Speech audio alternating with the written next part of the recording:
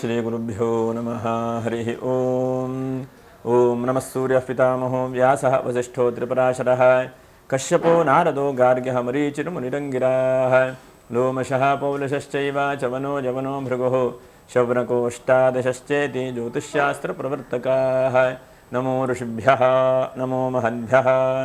ಪ್ರಿಯ ವೀಕ್ಷಕರೇ, ಭಗವಂತ ಶುಭವನ್ನು ಉಂಟು ಮಾಡಲಿ. ಏಪ್ರಿಲ್ ತಿಂಗಳಲ್ಲಿ ಮಾಸ ಭವಿಷ್ಯ ಹೇಗಿದೆ ತುಲಾರಾಶಿಯವರಿಗೆ ಎಂಬುದನ್ನು ಗಮನಿಸೋಣ. ನೋಡಿ, ಚಿತ್ತಾ ನಕ್ಷತ್ರ 3-4ನೇ ಪಾದ, ಹಾಗೆ ಸ್ವಾತಿ ನಕ್ಷತ್ರ 1-2-3-4ನೇ ಪಾದ, ವಿಶಾಖಾ ನಕ್ಷತ್ರ 1-2-3ನೇ ಪಾದ. ನೀವು ವಿಡಿಯೋ ಮುಗಿವರೆಗೂ ಕೂಡ ನೀವು ನೋಡ್ತಾ ಇರಿ. ಯಾಕಂದರೆ ನಕ್ಷತ್ರ ಪರಿಹಾರಗಳು ಏನಿದೆ ಎಂಬುದನ್ನು ಕೂಡ ತಿಳಿಸ್ಕೊಡುವಂತಹ ಒಂದು ಪ್ರಯತ್ನವನ್ನು ಮಾಡ್ತಾನೆ. ಯಾಕಂದರೆ ತುಲಾರಾಶಿಯವರಿಗೆ ಹೇಗಾಗಿದೆ ಅಂತಂದರೆ, ಸದ್ಯಕ್ಕೆ ತೃತೀಯ ಚತುರ್ಥ ಪಂಚಮ ರಾಶಿಯಲ್ಲಿ ಯಾರೂ ಇಲ್ಲ. ಷಷ್ಠ ರಾಶಿಯಲ್ಲಿ ನೋಡಿ, ರವಿ, ಬುಧ, ಶುಕ್ರ ಮತ್ತು ರಾಹು, ಹೀಗೆಲ್ಲ ನಿಮಗೆ ಶನೇಶ್ವರನು ಷಷ್ಠ ರಾಶಿಯಲ್ಲಿ ಕೂತಿದ್ದಾನೆ. ಹಾಗಾಗಿ 6ನೇ ರಾಶಿಯಲ್ಲಿರುವಂತಹ ಶನೇಶ್ವರನು ಬಹಳ ಪ್ರಬಲನಾಗ್ತಾನೆ ಎಂಬುದನ್ನು ಕೂಡ ಹೇಳಬಹುದು. ಹಾಗೆ ರಾಹು ಮತ್ತು ರವಿ 3 ಗ್ರಹಗಳು ಕೂಡ ಬಂದಿದ್ದಾರೆ, ಅದು ಕೂಡ ಬಹಳ ಪ್ರಬಲವಾದಂತಹ ಬಲ. ಇನ್ನು ಗುರು ಅಷ್ಟಮದಲ್ಲಿದ್ದಾನೆ, ದಶಮದಲ್ಲಿ ಕುಜ ಇದ್ದಾನೆ, ಇನ್ನು 12ನೇ ರಾಶಿಯಲ್ಲಿ ಕೇತು ಇದ್ದಾನೆ. ಹೀಗೆಲ್ಲ ಗ್ರಹಸ್ಥಿತಿ ಇದೆ.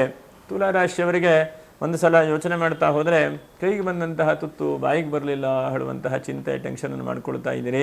ಹಾಗಾಗಿ ಅಂತಹದ್ದೆಲ್ಲ ಟೆನ್ಷನೆಲ್ಲ ಈ ತಿಂಗಳಲ್ಲಿ ಸ್ವಲ್ಪ ಪರಿಹಾರ ಆಗುವಂಥ ಸಾಧ್ಯತೆಗಳು ಕಾಣುತ್ತದೆ. ನೋಡಿ, 6ನೇ ತಾರೀಕಿಗೆ ಚಾಂದ್ರ ಮಾಸದ ರಾಮನವಮಿ. 2 ಮಾಸಗಳಿರುತ್ತೆ, ಒಂದು ಚಾಂದ್ರ ಮಾಸ, ಸೌರ ಮಾಸ ಅಂಥೇಳಿ. ನಮ್ಮ ಆಚರಣೆ ಮಾಡುವಂಥದ್ದು ಚಾಂದ್ರ ಮಾಸದಲ್ಲಿ ಹೇಗಿದೆ ಗ್ರಹಸ್ಥಿತಿ ಎಂಬುದನ್ನು ನಾವು ತಿಳ್ಕೊಂಡು ಹೇಳುವಂತಹ ಒಂದು ಪ್ರಯತ್ನವನ್ನು ಮಾಡ್ತೇವೆ. ಹಾಗಾಗಿ 6ನೇ ತಾರೀಕಿಗೆ ರಾಮನವಮಿ ಇದೆ, 12ನೇ ತಾರೀಕಿಗೆ ಕರಗ ಇದೆ, ಸತ್ಯನಾರಾಯಣ ಸ್ವಾಮಿ ಪೂಜೆ ಮಾಡುವಂತಹ ಒಂದು ಹುಣ್ಣಿಮೆ ಇದೆ. ಹಾಗಾಗಿ ಬಹಳ ಉತ್ತಮವಾದಂಥದ್ದು. ಹಾಗೆ 13ಕ್ಕೆ ಮೇಷ ಸಂಕ್ರಾಂತಿ, 14ಕ್ಕೆ ಸೌರ ಯುಗಾದಿ, ಸೌರ ಮಾಸದ ಯುಗಾದಿ ಬಹಳ ಒಳ್ಳೆಯದಾದಂಥದ್ದು. ನಾವು ಹೇಗೆ ಆಚರಣೆ ಮಾಡ್ತೇವೆಯೋ, ಮೊನ್ನೆ 30ನೇ ತಾರೀಕಿಗೆ ಹೇಗೆ ಯುಗಾದಿ ಹಬ್ಬ ಅಂಥೇಳಿ ಆಚರಣೆ ಮಾಡಿದ್ದೇವೆಯೋ, ಅದೇ ತರಹ 14ನೇ ತಾರೀಕಿಗೆ ಸೌರ ಮಾಸವನ್ನು ಯಾರ್ಯಾರು ಆಚರಣೆ ಮಾಡ್ತಾರೋ ಅಂಥವರಿಗೆಲ್ಲ ಯುಗಾದಿ. ಸೌರ ಮಾಸ, ಚಾಂದ್ರ ಮಾಸ, ಬಾರಹಸ್ಪತ್ಯ ಮಾಸ, ಹೀಗೆಲ್ಲ ಬೇರೆ ಬೇರೆ ಬೇರೆ ಬೇರೆ ಮಾಸಗಳೆಲ್ಲ ಇದೆ. ಅದೆಲ್ಲ ಒಂದ್ಸಲ ವಿವರಣೆ ಮಾಡೋಣ ನಾವು. ಯಾಕಂದರೆ ಅದೆಲ್ಲ ಜ್ಯೋತಿಷ್ಶಾಸ್ತ್ರದಲ್ಲಿ ಜಾಸ್ತಿ ಆಳವಾಗಿ ತಿಳ್ಕೊಂಡಾಗ ಮಾತ್ರ ಗೊತ್ತಾಗುತ್ತೆ. ಜಾಸ್ತಿ ಏನಂತಂದರೆ, ನೀವು ರಾಶಿ ತುಲಾರಾಶಿ ಅಂದರೆ ತುಲಾರಾಶಿಯವ್ರಿಗೆ ಹೇಗಿದೆಯಪ್ಪ ಅಂಥೇಳಿ ಚಿಂತನೆ ಮಾಡ್ತೀರಿ. ಹಾಗಾಗಿ ಎಷ್ಟು ರಾಶಿ ಫಲಗಳನ್ನು ಇವಾಗ ತಿಳ್ಕೊಳ್ಳೋಣ. 14ನೇ ತಾರೀಕಿಗೆ ಸಂಕಷ್ಟರ ಚತುರ್ಥಿ ಇದೆ, 24ಕ್ಕೆ ಸರ್ವೇಶಾಂ ಏಕಾದಶಿ ಇದೆ, ಹಾಗೆ 25ನೇ ತಾರೀಕಿಗೆ ಮಹಾಪ್ರದೋಷ, 27ಕ್ಕೆ ಅಕ್ಷತದಿಗೆ ಅಮಾವಾಸ್ಯೆ, ಹೀಗೆಲ್ಲ ಇದೆ. ನಿಮಗೆ ನೋಡೋಣ ಹೇಗಾಗತ್ತೆ ತುಲಾರಾಶಿಯವರಿಗೆ ಅಂಥೇಳಿ. ಯಾಕಂದರೆ ಅಸಾಧ್ಯ ಸಾಧಕ ಸ್ವಾಮಿನ್ ಅಂತ ನಿಮಗೆ ಆ ಹನುಮಂತನು ಎಲ್ಲವನ್ನು ಕೂಡ ಕೊಡ್ತಾ ಇದ್ದಾನೆ. ನಾನು 2-3 ತಿಂಗಳ ಹಿಂದೆ ಹನುಮಂತನ ಬಗ್ಗೆ, ಹನುಮಂತನ ಧ್ಯಾನದ ಬಗ್ಗೆ ಹೇಳಿದ್ದೆ ಈ ರಾಶಿಯವರಿಗೆ. ಹಾಗಾಗಿ ಆ ಹನುಮಂತನ ನಮಗೆ ಎಲ್ಲ ರೀತಿಯಾದಂಥ ಅಭಿವೃದ್ಧಿಯನ್ನು ಕೊಡ್ತಾ ಬೆಳೀತಾ ಇದ್ದ. ಏನೇನು ಒಂದು ಒಳ್ಳೆ ರೀತಿಯಾದಂಥ ಫಲಗಳು ಅಂತಂದರೆ ನೋಡಿ, 12ನೇ ರಾಶಿಯನ್ನು ಶನಿ ಮತ್ತು ರವಿ 2 ಗ್ರಹಗಳು ಕೂಡ ನೋಡ್ತಾ ಇದ್ದಾರೆ. ಸರಿಯಾದಂಥ ನಿದ್ರೆ ಇಲ್ಲ, ಸರಿಯಾದಂಥ ಚಿಂತೆ. ಯಾಕಂದರೆ ಸರಿಯಾಗಿ ನಿದ್ರೆ ಇಲ್ಲ ಅಂತಂದರೆ ಚಿಂತೆಯಿಂದನೇ ನಿದ್ರೆ ಹೇಳುವಂಥ ತೊಂದರೆ ಆಗಿರ್ತದೆ. ಹಾಗಾಗಿ ಫಸ್ಟ್ ನಾವು ತಿಳ್ಕೊಳ್ಳುವಂಥದ್ದು, ಈ ತಿಂಗಳಲ್ಲಿ ನಿದ್ರಾದಿ ಸಮಸ್ಯೆಗಳು ಏನೇನು ಬರ್ತಾ ಇದೆಯೋ ಅದೆಲ್ಲ ಪರಿಹಾರ ಆಗುವಂಥ ಸಾಧ್ಯತೆಗಳಿದೆ. ಇನ್ನೂ ನೀವು ಚಿಂತೆ, ಟೆನ್ಷನ್ ಮಾಡಿಕೊಳ್ಳುವಂಥದ್ದು ಬೇಡ. ಹಾಗೆ 2ನೇದಾಗಿ ಸರ್ಕಾರಿ ಕೆಲಸ ಕಾರ್ಯಗಳನ್ನು ಯಾರು ಮಾಡ್ತಾ ಇದ್ರು ಅಂಥವರಿಗೆ ಬಹಳ ಶುಭ, ಒಳ್ಳೆ ರೀತಿಯಾದಂಥ ಫಲಗಳು ಸಿಗುತ್ತೆ ಅಂತೇಳಿ ಹೇಳಬಹುದು. ನೀವು ಕೂಡ ನೌಕರಿ ಮಾಡ್ತಾ ಇದರಲ್ಲಿ ಒಳ್ಳೆ ರೀತಿಯಾದಂಥ ಫಲಗಳನ್ನು ನೀವು ಕಾಣುವಂಥ ಸಾಧ್ಯತೆಗಳಿದೆ. ಸರ್ಕಾರಿ ಕೆಲಸ ಕಾರ್ಯದಲ್ಲಿ ಅಭಿವೃದ್ಧಿ ಅಂತೇಳಿ ಹೇಳಬಹುದು. ಮತ್ತು ನೋಡಿ, ಅಷ್ಟಮದಲ್ಲಿರುವಂತಹ ಗುರುವು ಧನಸ್ಥಾನ ನೋಡಲ್ಪಟ್ಟಿದ್ದಾನೆ. ಯಾವುದೋ ಒಂದು ಕಷ್ಟ ನಿಮ್ಗೆ ಗೊತ್ತಿಲ್ಲದೆ ಇದ್ದಾಗ ಬಂದುಬಿಟ್ಟಿದೆ. ಒಂದು ಏನೋ ಚರ್ಮದಲ್ಲಿ ತೊಂದರೆಯೋ, ಅಥವಾ ಯಾವುದೋ ಒಂದು ಕೃಷಿ ಕ್ಷೇತ್ರಕ್ಕೆ ಕೈ ಹಾಕಿದ್ರಿ, ಅಲ್ಲಿ ನಿಮಗೆ ಹಣಕಾಸು ತೊಂದರೆ ಆಗಿರುವಂಥದ್ದು, ಹೀಗೆ ಏನೋ ಒಂದಷ್ಟು ಆ ಜಂಜಾಟದಿಂದ ಹೊರಗಡೆ ಬರಲಿಕ್ಕೆ ಆಗ್ತಾ ಇಲ್ಲ. ಹೇಗೆ ಮಾಡಿ ಆ ಜಂಜಾಟದಿಂದ ಹೊರಗಡೆ ಬರಲಿ, ಹೇಗೆ ಮಾಡಿ ನಾವು ಸಮಾಧಾನ ತೆಗೆದುಕೊಳ್ಳಿ ಅಂಥೇಳಿ ಯೋಚನೆ ಮಾಡ್ತಾ ಇದ್ದೀರಿ. ಆ ಸಮಾಧಾನ ತಂದುಕೊಳ್ಳಿಕ್ಕೆ, ಅನುಕೂಲತೆಗಳನ್ನು ಮಾಡಲಿಕ್ಕೆ ಹೆಚ್ಚಿನದಾದಂಥ ಒಳ್ಳೆಯ ಒಂದು ತಿಂಗಳು ಅಂತಂದರೆ ಈ ತಿಂಗಳು ಅಂತೇಳಿ ಹೇಳಬಹುದು. ಯಾಕಂದರೆ ಧಾರ್ಮಿಕ ಕ್ಷೇತ್ರಗಳಿಗೆ ಪ್ರಯಾಣ ಮಾಡುವಂಥದ್ದು, ಮತ್ತು ನೀವು ಈ ತಿಂಗಳಲ್ಲಿ ಏನೇನು ಮನಸ್ಸಂಕಲ್ಪಗಳಂತೆ ಏನೇನು ಇರ್ತದೆ ಎಲ್ಲ ಸಿದ್ಧಿಯಾಗುವಂಥ ಒಂದು ಸಮಯ ಅಂತೇಳಿ ಹೇಳ್ತೇನೆ. ಮತ್ತು ಈ ತಿಂಗಳಲ್ಲಿ ಬಹಳ ಉತ್ತಮವಾದಂಥ ವ್ಯಕ್ತಿಗಳ ಪರಿಚಯವಾಗುತ್ತೆ. ಅಂಥ ವ್ಯಕ್ತಿಗಳಿಂದ ನಿಮಗೂ ಕೂಡ ಹೆಚ್ಚಿನದಾದಂಥ ಅಭಿವೃದ್ಧಿ ಆಗುವಂಥದ್ದು, ಮನಸ್ಸಿಗೆ ಸಮಾಧಾನ ಆಗುವಂಥದ್ದು, ಚಿಂತೆ ಟೆನ್ಷನ್ ಇದ್ದರೆ ದೂರ ಆಗುವಂತಹ ಪರಿಸ್ಥಿತಿಯೂ ಕೂಡ ಆಗುತ್ತೆ. ಮತ್ತು ಇದ್ದಕ್ಕಿದ್ದ ಹಾಗೆ ಏನೋ ಆತಂಕ, ಏನೋ ಚಿಂತೆ, ಏನೋ ಟೆನ್ಷನ್ ಆಗ್ತಾ ಇದೆ, ನಿಜ. ಆ ಆತಂಕ ಚಿಂತೆಗಳನ್ನು ಭಗವಂತ ದೂರ ಮಾಡ್ತಾನೆ, ವರಿ ಮಾಡಬೇಡಿ. ಆದರೆ ಈ ತಿಂಗಳಲ್ಲಿ ಹಣಕಾಸು ಬಹಳ ಬರುತ್ತದೆ. ಯಾಕಂದರೆ ಹಿಂದೆ ಯಾವುದೋ ಒಂದು ಸಂದರ್ಭದಲ್ಲಿ ಹೆಲ್ಪ್ ಮಾಡಿದಂಥ ವ್ಯಕ್ತಿಗಳು ಹಣ ವಾಪಸ್ ಕೊಡ್ತಾರೆ ನಿಮಗೆ. ಏನು ವರಿ ಮಾಡಬೇಡಿ ನೀವು. ಯಾಕಂದರೆ ಎಷ್ಟೋ ಸಲ ತುಲಾರಾಶಿಯವರು ಇನ್ನೊಬ್ಬರಿಗೆ ಸಹಾಯ ಮಾಡಲಿಕ್ಕೆ ಮುಂದೆ ಬರುವಂಥವರು, ಅಥವಾ ಮನಸ್ಸಿಗೆ ಯಾವತ್ತೂ ಒಳ್ಳೇದು ಮಾಡಬೇಕು ಹೇಳುವಂಥ ಮನಸ್ಥಿತಿ ಉಳ್ಳಂಥವ್ರು. ಹಾಗಾಗಿ ಕೆಲವೊಂದು ಸಲ ನಾವು ಕೊಟ್ಟವನು ಕೋಡಂಗಿ ಇಸ್ಕೊಂಡವನು ಇರುವುದ್ರೆ ಆಗಿಬಿಡ್ತೇವೆ ದುಡ್ಡು ಕಾಸಿನಲ್ಲಿ.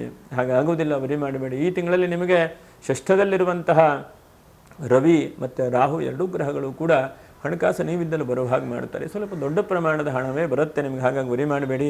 ಆನ್ಲೈನ್ ಮೂಲಕವಾಗೋ ಅಥವಾ ಹೊರಗಡೆ ಡಿಜಿಟಲ್ ಮಾರ್ಕೆಟಿಂಗ್ನಲ್ಲೋ ಅಥವಾ ಎಲ್ಲೋ ಒಂದು ಕಡೆಗೆ ಸ್ಟಾಕಲ್ಲಿ ಹಾಕಿರುವಂಥ ದುಡ್ಡು ಅಥವಾ ಎಲ್ಲೋ ಒಂದು ಕಡೆಗೆ ಹಿಂದೆ ಇನ್ವೆಸ್ಟ್ಮೆಂಟ್ ಮಾಡಿದಂಥ ಹಣ ನೀವಿದ್ದಲು ಬರುವಂಥ ಸಾಧ್ಯತೆಗಳಿದೆ.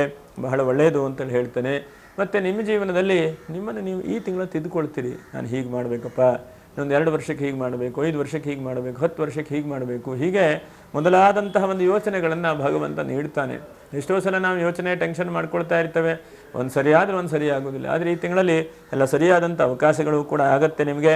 ಆದರೆ ಹಣಕಾಸಿನ ವಿಷಯದಲ್ಲಿ ಹಣ ಬರುತ್ತೆ ಅಂತ ಹೇಳಿದೆ. ಆದರೆ ಬಹಳ ಜಾಗ್ರತೆಯಿಂದ ಇಟ್ಕೊಳ್ಳುವಂತಹ ಪ್ರಯತ್ನ ಮಾಡಬೇಕು. ಯಾಕಂದರೆ ಹಣಕಾಸಲ್ಲಿ ಏನಾದರೂ ಸ್ವಲ್ಪ ಚೋರ ಭಯ ಆಗುವಂಥದ್ದು, ವಾಹನ ಎಲ್ಲೋ ನಿಲ್ಲಿಸ್ತೀರಿ ಅದನ್ನು ಯಾರೋ ಕುದ್ಕೊಂಡು ಹೋಗುವಂಥದ್ದು, ಅಥವಾ ಎಲ್ಲ ಚೆನ್ನಾಗಿರ್ತದೆ ನಿಮ್ಮ ಮೊಬೈಲೆಲ್ಲೋ ಆಟೋದಲ್ಲಿ ಬಿಟ್ಟು ಬಂದು ಬಿಡ್ತೀರಿ ಈ ಕಡೆಗೆ, ಎಲ್ಲಿ ಹೇಳಿ ಹುಡುಕಲಿಕ್ಕೆ ಆಗೋದಿಲ್ಲ. ಇವತ್ತಿನ ಕಾಲ ಹೇಗೆ ಅಂತಂದರೆ ಎಷ್ಟೇ ಟೆಕ್ನಾಲಜಿ ಮುಂದುವರೆದರೂ ಕೂಡ ನಮ್ಮನ್ನು ನಾವು, ನಮ್ಮ ವಸ್ತುವನ್ನು ನಾವು ಸ್ಥಿರವಾಗಿ ಗಟ್ಟಿಯಾಗಿ ಇಟ್ಕೊಳ್ಬೇಕು. ಇಲ್ಲ ಅಂತಂದರೆ ಏನೂ ಕೂಡ ಉಪಯೋಗ ಆಗುವಂಥದ್ದಿಲ್ಲ. ಇನ್ನು ಸದೃಢವಾದಂಥ ಶರೀರವು ಉತ್ಪತ್ತಿ ಆಗಬಹುದು. ಈ ತಿಂಗಳಲ್ಲಿ ಏನಾದರೂ ಸಣ್ಣ ಪುಟ್ಟ ಅನಾರೋಗ್ಯಗಳು ತೊಂದರೆಗಳಿದ್ದರೆ ಬಗೆಹರಿಬಹುದು. ನೋಡಿ, ಕುಜನ ದೃಷ್ಟಿ ಧನಸ್ಥಾನದ ಮೇಲಿದೆ. ಹಾಗಾಗಿ ಒಂದು ಕಡೆಗೆ ಭೂಮಿ ವ್ಯವಹಾರ ಮಾಡಬೇಕು, ಕೃಷಿ ಕಾರ್ಯದಲ್ಲಿ ತೊಡಗಬೇಕು. ಇಂಥ ವ್ಯಕ್ತಿಗಳಿಗೆ ಕೃಷಿ ಕಾರ್ಯದಲ್ಲಿ ಅಭಿವೃದ್ಧಿಯಾಗುವಂಥದ್ದು, ಮನಸ್ಸಿಗೆ ಸಮಾಧಾನ ಆಗುವಂಥದ್ದು, ಜನರಿಗೆ ಏನಾದರೂ ಒಂದು ಕೊಡುವಂತಹದ್ದು, ಇಂತಹ ಅಭಿವೃದ್ಧಿ ಆಗುವಂಥ ಸಾಧ್ಯತೆಗಳಾಗುತ್ತೆ. ಇದು ಬಹಳ ಉತ್ತಮವಾದದ್ದು ಅಂತೇಳಿ ಹೇಳ್ತೇನೆ. ಮತ್ತು ಇನ್ನೊಂದು ಬಹಳ ಮುಖ್ಯವಾಗಿ ನೋಡಿ, ಬಂಧುಗಳಿಂದ ಸಹಾಯ. ನೀವು ಯಾರ್ಯಾರಿದ್ದೀರಿ, ಯಾಕಂದರೆ ಹಿಂದೆಲ್ಲ ನೀವು ಸಹಾಯ ಮಾಡಿದಂಥ ಜನಕ್ಕೆಲ್ಲ ನೀವು ನಿಂತುಕೊಂಡು ಮುಂದೆ ಉಪಕಾರ ಮಾಡಿದಿರಿ, ಹೀಗೆ ಮಾಡೋಣ, ಹೀಗೆ ಮಾಡಿದ್ರೆ ಆಗತ್ತೆ ಅಂಥೇಳಿ ಉಪಕಾರ ಮಾಡಿದಂಥ ಜನ. ಹಾಗಾಗಿ ನಿಮಗೆ ಹೆಚ್ಚಿನದಾದಂಥ ದೈವಾನುಗ್ರಹದಿಂದ ಎಲ್ಲೋ ಒಂದು ಕಡೆಗೆ ಲಾಭಾಂಶಗಳು ಸಿಗುವಂಥ ಚಾನ್ಸಸ್ ಆಗುತ್ತೆ. ಬಂಧುಗಳಿಂದ ಸಹಕಾರವೂ ಕೂಡ ಆಗುತ್ತೆ, ಉಪಕಾರವೂ ಕೂಡ ಆಗುತ್ತೆ. ಅದ್ರ ಜೊತೆಗೆ ನಿಮ್ಮನ್ನು ಮರೆಯುವಂತಹ ಯಾವುದೇ ಸಾಧ್ಯತೆಗಳಿಲ್ಲ. ನೋಡಿ, ಎಷ್ಟೋ ಸಲ ನಾವು ಇನ್ನೊಬ್ಬರಿಂದ ಉಪಕಾರವನ್ನು ಬಯಸಬಾರದು, ನಾವು ಪ್ರತ್ಯುಪಕಾರವನ್ನು ಮಾಡ್ತಾ ಇರಬೇಕು. ಹಾಗಾಗಿ ಅಂತಹ ಆ ಭಗವಂತನ ಅನುಗ್ರಹದಿಂದ ಉಪಕಾರ ಸ್ಮರಣೆಯು ಬರುತ್ತದೆ. ಸ್ವಲ್ಪ ಮನೆಯ ಚಿಂತೆ, ಮನೆಯ ಟೆನ್ಷನ್ ಸ್ವಲ್ಪ ಕಾಡಬಹುದು. ಹಾಗಾಗಿ ಮನೆಯ ವಿಷಯದಲ್ಲಿ ಸ್ವಲ್ಪ ಜಾಗ್ರತೆ. ಏನಾದರೂ ಕನ್ಸ್ಟ್ರಕ್ಷನ್ ಮಾಡ್ತಾ ಇದ್ದರೆ ಅಥವಾ ಏನೋ ಒಂದು ಸೇಲ್ ಬಿಲ್ಡಿಂಗ್ ಕಟ್ತಾ ಇದ್ದರೆ, ರಿಯಲ್ ಎಸ್ಟೇಟ್ ಉದ್ಯಮಿಗಳಿದ್ದರೆ ಒಂದು ಸ್ವಲ್ಪ ಜಾಗ್ರತೆ ವಹಿಸ್ಕೊಳ್ಬೇಕು. ಈ ತಿಂಗಳಲ್ಲಿ ಸಣ್ಣ ಪುಟ್ಟ ಅಕ್ಕಪಕ್ಕದ ವ್ಯಕ್ತಿಗಳಿಂದನೇ ಸಮಸ್ಯೆ ಬರುವಂಥದ್ದು, ಮತ್ತು ಎಲ್ಲ ಚೆನ್ನಾಗಿರುತ್ತೆ, ಅನುಕೂಲ ಇರುತ್ತೆ, ಅವರೇನೋ ಒಂದಷ್ಟು ತಲೆ ಬಿಸಿ ಮಾಡಿಕೊಂಡು ಕಿರಿಕಿರಿ ಮಾಡುವಂಥ ಸಾಧ್ಯತೆಗಳು ಕೂಡ ಆಗುತ್ತೆ. ಅದರ ಜೊತೆಯಲ್ಲಿ ಸ್ವಪ್ರಯತ್ನದಿಂದ ಮುಂದೆ ಬರಬೇಕು ಅಂತಿದೆ ನಿಮಗೆ. ಈ ರಾಶಿಯವರಿಗೆ ಬಹಳ ಮುಖ್ಯವಾಗಿ ಸ್ವಂತವಾದಂಥ ಬಿಸ್ನೆಸ್ ಮಾಡಬೇಕು ಅಂದರೆ ಸದ್ಯಕ್ಕೆ ಗುರುಬಲ ಇಲ್ಲ. ಹಾಗಾಗಿ ಸ್ವಂತ ಬಿಸ್ನೆಸ್ ಬೇಡ. ತಕ್ಕ ಮಟ್ಟಿಗೆ ಇರುವಂತಹದ್ದು ಯಾವುದೋ ಒಂದು ನಿಂತು ಹೋಗಿದೆ ಅಥವಾ ಇರುವಂಥ ಬಿಸ್ನೆಸ್ಸಲ್ಲಿ ಏನೋ ಸಮಸ್ಯೆಗಳಾಗ್ತಾ ಇದೆ ಅಂತಂದರೆ ಆ ಬಿಸ್ನೆಸ್ಸನ್ನು ಕಂಟಿನ್ಯೂ ಮಾಡ್ಕೊಂಡು ಹೋಗಿ. ಆ ಬಿಸ್ನೆಸ್ ಬಗ್ಗೆ ಚಿಂತೆ ಮಾಡಬೇಡಿ. ಅಂದರೆ ಕೆಲವೊಂದು ಸಲ ನಷ್ಟ, ಕೆಲವೊಂದು ಸಲ ಲಾಭ, ಹೀಗೆಲ್ಲ ಬರುತ್ತೆ. ಆ ಲಾಭ ನಷ್ಟಗಳು ಬರ್ತಾ ಇರ್ತದೆ ಮನುಷ್ಯನಿಗೆ. ಹಾಗೆ ಮುಂದೆ ಹೋಗ್ತಾ ಇರುವಂತಹ ಪ್ರಯತ್ನವನ್ನು ಮಾಡಬೇಕು. ಹಾಗೆ ಯಾರ್ಯಾರು ಹಿಂದೆ ಮಾಡಿ ಬಿಸ್ನೆಸ್ ನಿಂತಿದೆ ಅವರಿಗೆ ಪುನಃ ಆರಂಭ ಆಗುವಂಥ ಸಾಧ್ಯತೆಗಳು ಕೂಡ ಆಗುತ್ತೆ. ಅದರ ಜೊತೆಯಲ್ಲಿ ಸ್ವಲ್ಪ ಮದುವೆ ಆಗಿದೆ ಹೇಳುವಂತಹ ವ್ಯಕ್ತಿಗಳ ಸಂತಾನಾದಿಗಳು ಕೂಡ ಲಭಿಸಬಹುದು. ಷಷ್ಠ ಸ್ಥಾನದಲ್ಲಿರುವಂತಹ ಗ್ರಹಗಳು, ಪಂಚಗ್ರಹಗಳು ಬಹಳ ಮುಖ್ಯವಾಗಿ ಸಂತಾನಗಳನ್ನು ಕೂಡ ಕೊಡುವಂಥ ಸಾಧ್ಯತೆಗಳಿರ್ತದೆ. ಯಾಕಂದರೆ ಗುರು ಸಂತಾನ ಕೊಡಲಿಲ್ಲ ಅಂದರೆ ಶುಕ್ರ ಕೊಡ್ತಾನೆ, ಶುಕ್ರನೂ ಕೊಡಲಿಲ್ಲ ಅಂದರೆ ಶನೇಶ್ವರನು ಕೊಡಬೇಕು. ಹಾಗಾಗಿ ಏನಾದರೂ ಶನಿದಶ ಶನಿ ಭುಕ್ತಿಯಲ್ಲಿ ಸಂತಾನಾದಿಗಳು ಆಗಿಲ್ಲ ಅಂತಂದರೂ ಸಂತಾನಾದಿಗಳಾಗುವಂಥ ಸಾಧ್ಯತೆಗಳಿದೆ. ಮತ್ತೇನೋ ಒಂದು ಸ್ವಂತ ಮನೆ ಮಾಡಬೇಕು, ಸೈಟ್ ತೆಗೆದುಕೊಳ್ಬೇಕು ಅಂತಂದರೆ ಪ್ರಯತ್ನ ಮಾಡಿ. ಈ ತಿಂಗಳಲ್ಲಿ ಸ್ವಲ್ಪ ಮುಂದೆ ಹೋಗುವಂಥದ್ದು ಕಷ್ಟ. ಹಾಗಿದ್ದಾಗೂ ಮನುಷ್ಯ ಪ್ರಯತ್ನವನ್ನು ಮಾಡ್ತಾ ಇರಿ. ಈ ತಿಂಗಳ ಹಾಗೆ ನೋಡ್ತಾ ಮುಗಿದು ಹೋಗಿಬಿಡುತ್ತೆ ಏಪ್ರಿಲ್ ತಿಂಗಳ. ಹಾಗಾಗಿ ಅಟ್ಲೀಸ್ಟು ಮೇ ತಿಂಗಳಲ್ಲಾದರೂ ಆಗುವಂಥ ಸಾಧ್ಯತೆಗಳಿರುತ್ತೆ. ಸ್ವಲ್ಪ ಗ್ರಹಸ್ಥಿತಿಯೆಲ್ಲ ಬದಲಾವಣೆ ಆದಾಗ ಅನುಕೂಲ ಆಗ್ತದೆ. ಇದೆಷ್ಟು ಪರಿಹಾರಗಳನ್ನು ಕೂಡ ಮಾಡುವಂತಹ ಪ್ರಯತ್ನವನ್ನು ಮಾಡಿ. ನಕ್ಷತ್ರ ದೇವತೆಗಳನ್ನು ಹೇಗೆ ಆರಾಧನೆ ಮಾಡಬೇಕಪ್ಪ ಅಂತಂದರೆ, ಒಂದು 10ನೇ ತಾರೀಕಿಗೆ ಬಹಳ ಪ್ರಶಸ್ತವಾಗಿದೆ. ದೇವರ ಪೂಜೆ ನಮಸ್ಕಾರ ಪ್ರಾರ್ಥನೆ ಮಾಡಿ, ಬಹಳ ಒಳ್ಳೆಯದು ಅಂತೇಳಿ ಹೇಳ್ತೇನೆ. 18ನೇ ತಾರೀಕಿಗೆ ಪೂಜೆ ನಮಸ್ಕಾರಗಳನ್ನು ಮಾಡಿ, ಅದು ಕೂಡ ಬಹಳ ಒಳ್ಳೆಯದು. ಏನಾದರೂ ಮಾಡಿಕೊಳ್ಳಿ ಪೂಜೆ ಪುನಸ್ಕಾರಗಳನ್ನು, ಅದರಿಂದ ಭಗವಂತ ಬಹಳ ಶುಭವನ್ನು ಉಂಟು ಮಾಡ್ತಾನೆ ಅಂತೇಳಿ ಹೇಳಬಹುದು. ಇನ್ನು ನಕ್ಷತ್ರ ಪರಿಹಾರಗಳು ಏನಪ್ಪ ಅಂತಂದರೆ, ಚಿತ್ತಾ ನಕ್ಷತ್ರ 3, 4ನೇ ಪಾದ, ತುಳಸಿಗೆ ಪ್ರತಿನಿತ್ಯವೂ ಕೂಡ ನಮಸ್ಕಾರ ಮಾಡ್ಕೊಂಡು ಹೋಗಿ. ನಿಮ್ಮ ಕೆಲಸ ಎಲ್ಲ ಸಿದ್ಧಿಯಾಗ್ತದೆ. ಯಾಕಂದರೆ ತುಳಸಿ ದಾಮೋದರ ದೇವರಲ್ಲೇ ಇರ್ತಾನೆ. ಮತ್ತು ಸದಾಕಾಲ ನಮ್ಮ ಮನೆಯಲ್ಲಿ ಲಕ್ಷ್ಮಿ ನೆಲೆಸಬೇಕು ಅಂದರೆ ತುಳಸಿ ಪೂಜೆ ಮಾಡ್ತಾ ಇರಬೇಕು. ತುಳಸಿ ಇಲ್ಲದೆ ಇರುವಂಥ ಮನೆ ಇರಬಾರದು ಹೇಳ್ತದೆ ಶಾಸ್ತ್ರ.